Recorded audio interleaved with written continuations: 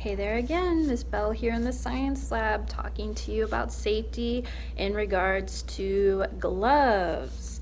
Now, we do wear gloves on our hands to help protect them from anything that might be deemed harmful, or maybe that might stain your skin. So maybe if we're working with food coloring, we might want to wear gloves on our hands to not stain them for days upon days.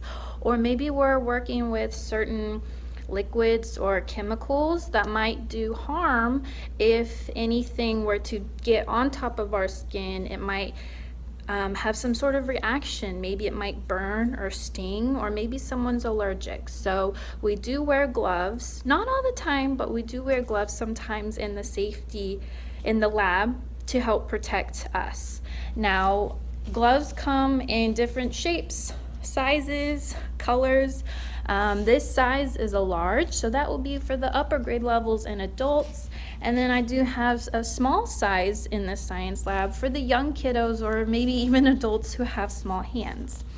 Now, the way that you put on gloves is I always look for the smallest fingers, which are going to be on the outside. Okay, I have my pinky right here, and then I have my thumb. And knowing where the thumb is, that's going to help me determine how I put my hand in. Am I going to put it in this way, or am I going to turn the glove around and put it in this way? So always try to find where the thumb is, and that's going to help you out. If it's all stuck together and you can't get it undone, some people, not all people, some people take their mouth and then blow into it like that. How silly is that? And it just helps get air in there, which will help you stick your hand in there quicker and easier. So my hands are very small, if I'm being honest, and I can fit into a small size glove. Now, sometimes it might be loosey-goosey here at the wrist, and some people are okay with that, but others, maybe young kiddos, we might have to get something.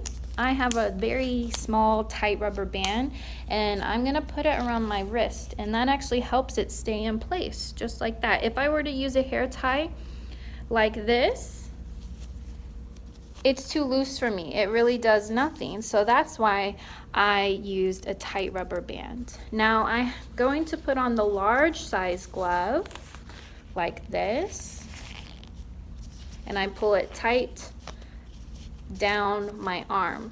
Again, it's kind of loosey-goosey, but for the most part, it's staying on my hand.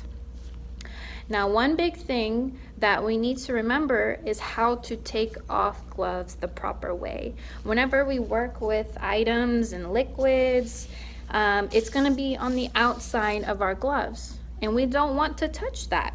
So what you're going to do is you're going to put your thumb inside the glove like this, and you're going to peel it off, keeping all of that stuff that you just worked with in the science lab inside the glove. Everything is inside the glove. Again, I'm going to do it on my other hand. I stick my thumb in there. Again, I'm not touching the outside of my glove, and I peel it off just like this. So everything stays inside. And then I throw them in the trash, making sure I'm putting them in the correct trash can that the teacher or myself has deemed safe to put them in.